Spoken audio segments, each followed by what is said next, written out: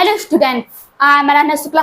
Welcome to our YouTube channel Anubhav coaching classes. जैसा कि आप लोग जानते हैं कि मैं आराधना शुक्ला मैं आप सभी लोगों को यूपी बोर्ड की तैयारी कराती हूँ। तो आज मैं आप सभी लोगों को लेकर आई हूँ मोस्ट इंपॉर्टेंट टॉपिक हिंदी से। हिंदी में क्या पूछा जाता है? देखिए, हिंदी में 20 नंबर का आप लोगों का एमसीक्यूज होगा, जो एमआर को फिल करना रहेगा। तो 20 नंबर, यदि आप लोगों के 20 नंबर पकड़ है, देखिए 30 नंबर हमारे स्कूल से मिल जाता है, 70 नंबर का होता है, और 20 नंबर हम यदि हम एमसीक्यूज अपना पकड़ बना ले 20 नंबर, तो हमको लिखना रहेगा कुल 50 नंबर। 50 नंबर का लिखना रहेगा, तो यदि हमारा 20 नंबर सही रहेगा तभी तो 50 में हम लिख पाएंगे। तो हमारे 70 में 70 आएंगे और 30 नंबर हमारे स्कूल से मिल जाएगा। तो इसलिए हमको पकड़ बनाना, तो एमसीक्यू भी बनाए, क्योंकि एक एक एमसीक्यूज एक एक नंबर के होते हैं। यदि हमारे एक एक एमसीक्यूज अगर हमारा सही नहीं हुआ तो हमारे 20 में 20 नंबर चले जाएंगे। और यदि हमारी पकड़ है एमसीक्यूज पर, एक एक एमसीक्यूज को अच्छे से सॉल्व करेंगे तो 20 में 20 नंबर हमारे कहीं नहीं है। इसलिए मैं आज लेकर I most important topic Hindi. Hindi से गद्य साहित्य का इतिहास एवं पद्य साहित्य का इतिहास। देखिए, 10 नंबर से पूछा जाता है, 5 नंबर से गद्य साहित्य का इतिहास और 5 नंबर से पद्य साहित्य का इतिहास पूछा जाता है। और इसी तरह से क्लास 12 वालों के लिए भी इम्पोर्टेंट, क्लास 12 में भी 10 नंबर पूछा जाता है। किससे? हिंदी गद्य साहित्य इतिहास से और हिंदी पद्य साहित्य इतिहास से। 5 नंबर हिंदी गद्य साहित्य के इतिहास से पूछा जाएगा और 5 नंबर हमारे हिंदी पद्य साहित्य के इतिहास से पूछा जाएगा। तो कैसे कैसे पूछा जाएगा और कौन कौन इंपॉर्टेंट है, आज सभी टॉपिक को कराऊंगी। देखिए, हिंदी गद्य साहित्य का इतिहास और पद्य साहित्य का इतिहास। पहले मैं बात करने जा रही हूँ कि युग, मतलब कौन से युग में कौन से ऐसे लेखक हुए जिनसे मतलब क्वेश्चन बनेगा और कैसे क्वेश्चन बनेगा। देखिए, यहाँ पर हम आप लोगों को डायरेक्ट एमसीक्यूज नहीं सॉल्व करा रही हूँ। देखिए, अगर हम एमसीक्यूज लेकर आएंगे तो एक एमसीक्यूज से एक ही क्वेश्चन बनेगा, लेकिन किसी चीज को हम पढ़ाएंगे डीपली तो उसका पता एक एमसीक्यूज से 10 क्वेश्चन भी पूछे जा सकते हैं। तो जिससे बात कर रही हूँ युग से, सबसे पहले बात कर रही हूँ भारतीय युग।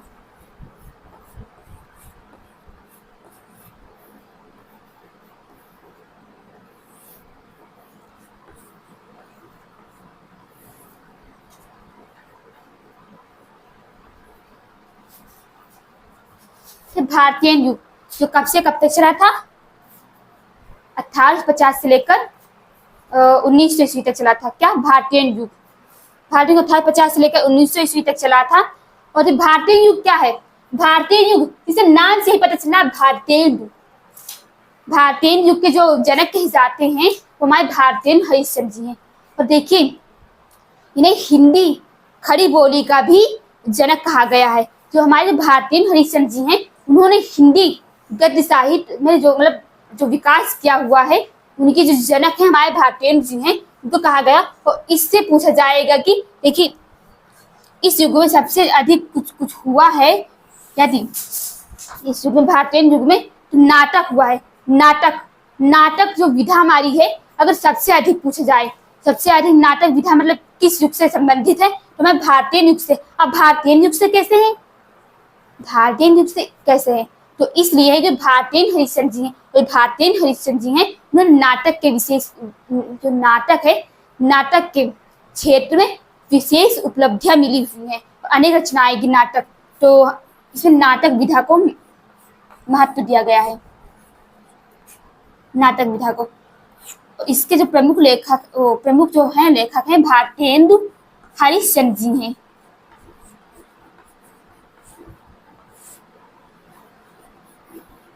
इन्हीं के नाम पर इस युग का नाम पड़ा भारतीय युग, भारतेंदु हरिश्चंद्र जी हैं। ओके, देखिए, इनका प्रसिद्ध जो नाटक हमारा है अंधेर नगरी है।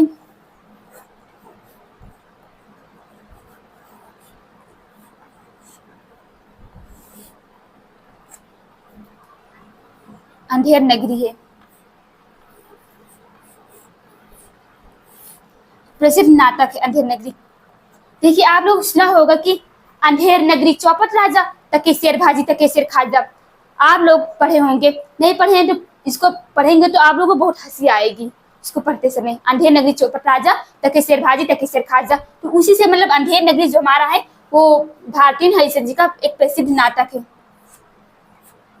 ठीक, कि ये नाटक के क्षेत्र में विशेष उपलब्धियां इनको मिली हुई है भारतीय जी को। फिर बात कर रहे हैं भारतीय नृत्य, भारतीय हरिश्चंद्र जी हो गए हैं। ठीक, अब देखिए, अब एक क्वेश्चन पूछेगा कि कौन से लेखक हुए हैं जो भारतीय हरिश्चंद्र के सहयोगी लेखक हैं। अब पूछा जाए सहयोगी लेखक कैसे होंगे, देखिए भारतीय युग है, तो मतलब कि आप लोग ऐसे अनुमान लगा सकते हैं कि सहयोगी लेखक यानी भारतीय युग से, तो इसलिए ऑप्शन में दे देंगे पंडित प्रताप नारायण मिश्र। और भी लेखक में जैसे प्रताप नारायण मिश्र हुए हैं,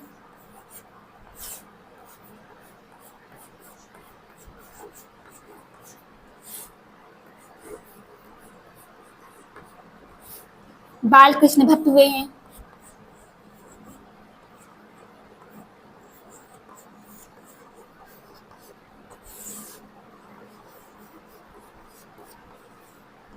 देखिए जो हमारे जो भारतीय थे इनकी प्रसिद्ध पत्रिका थी हिंदी हरिश्चंद्र मैगजीन और कविवचन सुधा।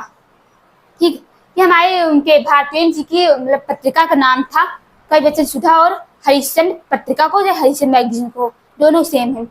तो भारतीय जी की थी पत्रिका का नाम था, दो पत्रिकाएं थी, एक का नाम था कविवचन सुधा। इससे क्वेश्चन हर साल बोर्ड एग्जाम पूछा जाता है, कविवचन सुधा पत्रिका किसके द्वारा संपादित की गई है। जो दूसरी पत्रिका का नाम उसको हरिश्चंद्र चंद्रिका कहते हैं, फिर हरिश्चंद्र मैगजीन।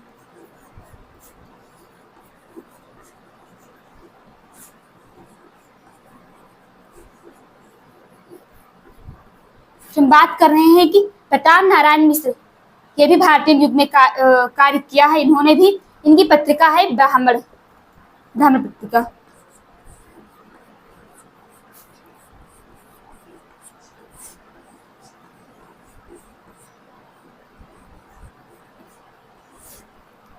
हम बात कर रहे हैं कि बाल कृष्ण भट्ट, इनकी पत्रिका का नाम है जो प्रसिद्ध है, फेमस है, हिंदी प्रदीप।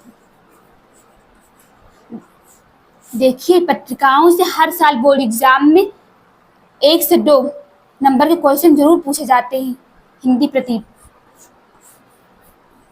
केवल पत्रिकाओं को ही तैयार कर लें तो आपके 2 नंबर पक्के हो जाएंगे।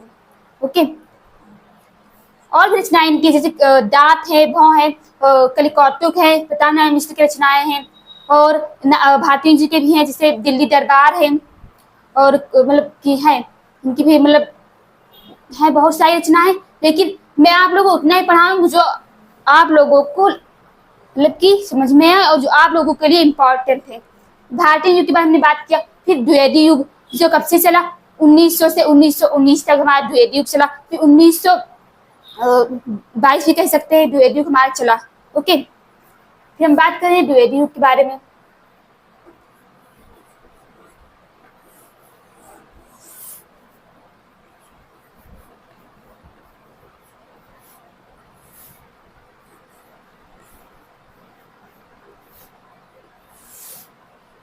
द्विवेदी युग जो कब से चला, 1900 से लेकर 1919 कह सकते हैं, 1922 कह सकते हैं, मतलब दोनों सही हैं अपने अपने हिसाब से। अनेक लेखकों के अनेक अनेक मत हैं, लेकिन मतलब दोनों कन्फर्म है।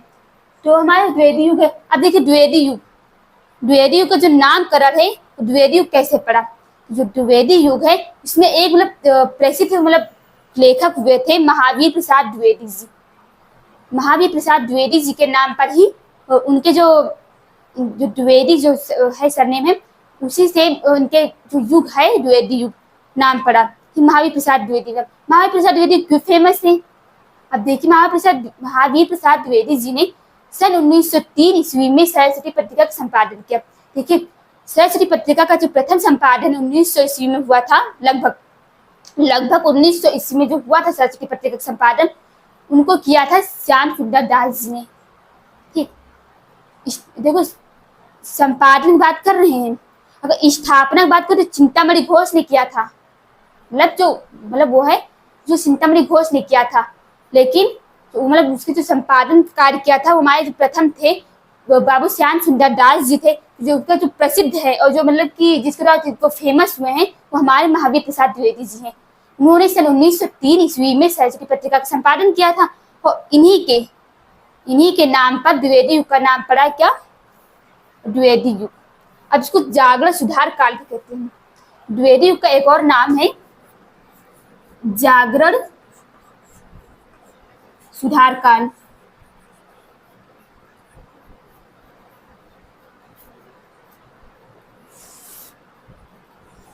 अब द्विवेदी युग से क्या पूछा जाएगा? सबसे पहले महावीर प्रसाद द्विवेदी के बारे में पूछेंगे, जिसका मतलब मुख्य टॉपिक है सरस्वती पत्रिका। इससे क्वेश्चन पूछा जाएगा 100%। पहले क्या पूछेंगे कि सरस्वती पत्रिका के जो मतलब प्रथम संपादन कौन है, तो हमारे हो जाएंगे श्याम सुंदर दास। प्रसिद्ध पूछेंगे। देखिए अगर दोनों ऑप्शन में रहे तो एक मतलब कि एक शब्द है, इस पर गौर कीजिएगा। अगर प्रथम पूछे तो हो जाएगा कौन? श्याम सुंदर दास जी। अगर प्रसिद्ध पूछे तो हो जाएंगे महावीर प्रसाद द्विवेदी जी। दोनों ऑप्शन में होंगे तो पहली बात तो दोनों ऑप्शन में होंगे ही नहीं। और कब हुआ था? जो श्याम सुंदर दास जी है लगभग उन्होंने सन 1900 में किया था, ठीक। और जो मतलब कि महावीर प्रसाद द्विवेदी जी उन्होंने सन 1903 ईस्वी में किया था क्या? सरस्वती पत्रिका का संपादन, ठीक। जिसके बाद में बात कर रही हूँ द्विवेदी युग। द्विवेदी युग में भी बहुत सारे लेखक हुए हैं, कवि हुए हैं। देखिए इसमें क्या कहा था, एक कहानी बहुत इंपॉर्टेंट है जो हमारे चंद्रधर शर्मा गुलेरी की कहानी है, उसने कहा था। वो लोग कंफ्यूजन में होंगे कि उसने कहा था भारतीय युग की रचना है, लेकिन यू आर रॉन्ग, क्योंकि भारतीय युग की जो मतलब की रचना है वो जो उसने कहा था वो भारतीय युग की नहीं है, हमारा द्विवेदी युग की रचना है, उसने कहा था। और ये किसकी है? ये कहानी है किसकी है? ये है किशोरीलाल गोस्वामी की।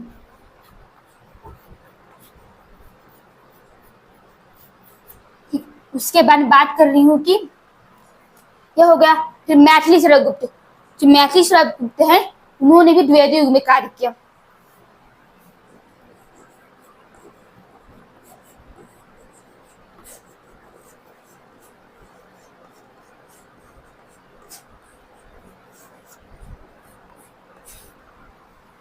देखिए मैथिली शरद गुप्त ने द्विवेदी युग में कार्य किया। उनकी एक मतलब प्रसिद्ध मतलब एक महाकाव्य, प्रसिद्ध महाकाव्य है साकेत। साकेत में 12 सर्ग है।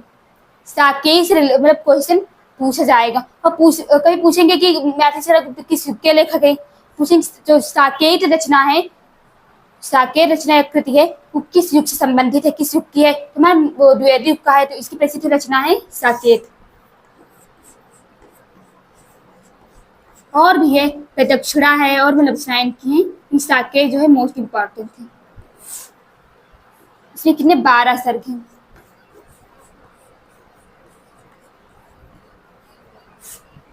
ओके, फिर मान हो जाएगा। देखिए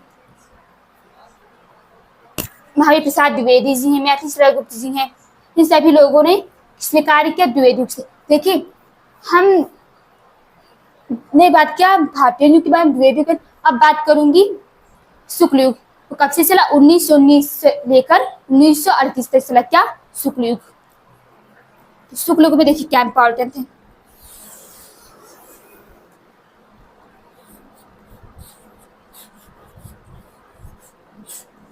एक शुक्ल युग जिनके 3 नाम हैं, शुक्ल युग, छायावाद युग, इन्हीं को कहते हैं।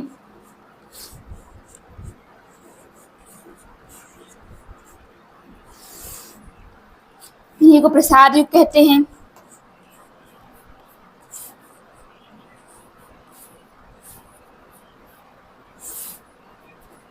शुक्ल युग, छायावाद युग और प्रसाद युग। ये शुक्ल युग जो हमारे कब से चला? 1919 से लेकर 1938 तक शुक्ल युग कहा गया है। जो हमारे प्रसिद्ध आलोचक हुए हैं, कौन? आचार्य रामचंद्र शुक्ल। उनके नाम पर शुक्ल युग का नाम पड़ा, ठीक। वो प्रसिद्ध आलोचक है। छायावाद युग मतलब इसका एक मतलब की निश्चित नाम है, छायावाद युग। और जो प्रसाद युग, इसी युग में प्रसाद जी हुए हैं। कौन? जयशंकर प्रसाद जी हुए हैं। जयशंकर प्रसाद जी के नाम पर, जो कि प्रसिद्ध नाटककार, एकांकीकार हैं, उन्हीं के नाम पर इसका नाम पड़ा है प्रसाद युग। ओके, अब देखिए इसमें बात करते हैं। अब शुक्ल जिसका शुक्ल युग है, एक ही चीज है लेकिन बात कर रहे हैं। देखिए आचार्य रामचंद्र शुक्ल जी हुए हैं, उनसे रिलेटेड आपके सिलेबस में मित्रता नामक एक पाठ है जो आचार्य रामचंद्र शुक्ल जी से मतलब रिलेट हुए, उन्हीं की मतलब है शुक्ल युग में कार्य किए हुए हैं। देखिए आचार्य रामचंद्र शुक्ल की एक प्रसिद्ध मतलब निबंध है चिंतामणि।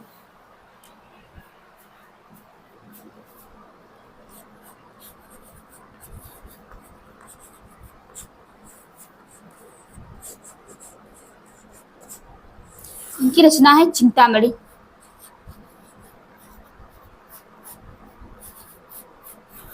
जो प्रसिद्ध निबंध है। फिर इनका इतिहास है हिंदी साहित्य का इतिहास।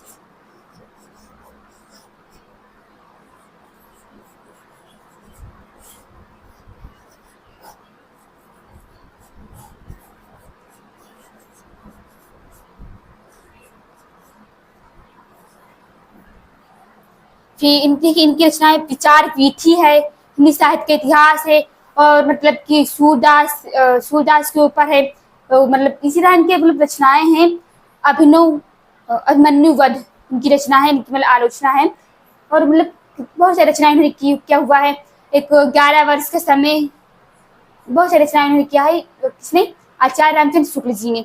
फिर बात की छायावाद युग, प्रसाद पंत निराला देवी, इतने याद कर लीजिए। छायावाद मतलब प्रसाद पंत निराला देवी, छायावाद शुक्ल युग देखी है। तो प्रसाद से जयशंकर प्रसाद जी हो गए, प्रसाद पंत निराला देवी। देखिए प्रसाद से हमारे हो गए जयशंकर प्रसाद जी हो गए। उसके जो नाटक के क्षेत्र में उन्हें विशेष उपलब्धियां मिली हुई है। नाटक जैसे चंद्रगुप्त, स्कंदगुप्त, ध्रुव साहनी सब नाटक है। और एकांकी, इनके एकांकी जो मतलब हिंदी गद्य साहित्य की प्रथम एकांकी है वो है एक घूट। एक घूट को हिंदी की प्रथम एकांकी का मतलब एकांकी कहा गया है, एक घूट को। तो इनके प्रसिद्ध है। अब इनके जो उपन्यास भी हैं, उपन्यास क्या है, इन्होंने 3 उपन्यास किए हैं, गिनती के 3 उपन्यास, कंकाल, तितली, इरावती। इरावती इनका अपूर्ण उपन्यास है। इनकी कहानी भी है, गुंडा है कहानी, पुरस्कार है, इनकी कहानी है प्रसाद जी की। बात करें पंत, पंत यानी सुमित्रा नंदन पंत। ठीक, इनकी भी रचनाएं हैं, बहुत सारी रचनाएं हैं। जैसे बात कर रहे हैं युगान थे, इन्हीं की रचना है। युगान थे इनकी रचना है। लोकायतन है पंत जी की रचना। निराला, सूर्यकांत त्रिपाठी निराला, इनकी भी रचनाएं जैसे हैं परिमल है, गीतिका है, आराधना है, आराधना मेरा ही नाम पर आराधना जो है निराला जी की रचना है। फिर देवी, महादेवी वर्मा, महादेवी वर्मा को आधुनिक युग की मीरा भी कहा गया है।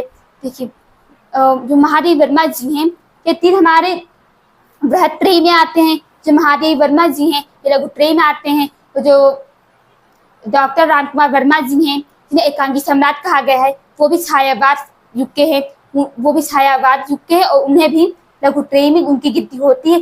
महादेवी वर्मा जी की प्रसिद्ध रचनाएं जैसे यामा पर उन्हें ज्ञानपीठ पुरस्कार मिला है। ठीक, तो और भी रचनाएं इनकी जैसे अतीत के चलचित्र, और मतलब कि मेरा परिवार, संस्मरण है, और गिल्लू कहानी है। ठीक है, फिर हम बात कर रहे हैं जिन रामकुमार वर्मा जी हैं प्रसिद्ध एकांकीकार है, उन्होंने दीपदान एकांकी से अपनी ख्याति प्राप्त की। प्रसाद युग की बात कर रहे हैं। प्रसाद युग किसे कहा गया है, एक ही है क्योंकि इसका नाम क्या है, जयशंकर प्रसाद जी। ओके, फिर हम बात कर रहे हैं प्रगतिवादी युग।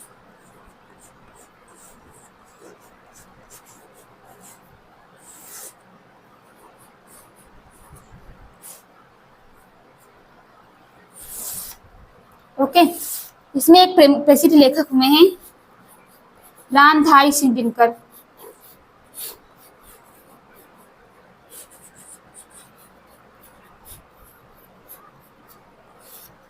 प्रसिद्ध लेखक है, हमेशा पूछा जाता है रामधारी सिंह दिनकर ने किस युग में कार्य किया? प्रगतिवादी युग के मतलब प्रगतिवाद में काम किया कि प्रयोगवाद में? देखिए रामधारी सिंह दिनकर प्रगतिवादी हैं। इनकी रचनाएं प्रमुख हैं जैसे कि कुरुक्षेत्र इनकी रचना है। उर्वशी पर इन्हें ज्ञानपीठ पुरस्कार मिला हुआ है रामधारी सिंह दिनकर को। और भी इनके मतलब की बहुत सारी रचनाएं हैं। सामधेनी इनकी रचना है। फिर हम बात कर रहे हैं सेकंड इसमें नगेंद्र।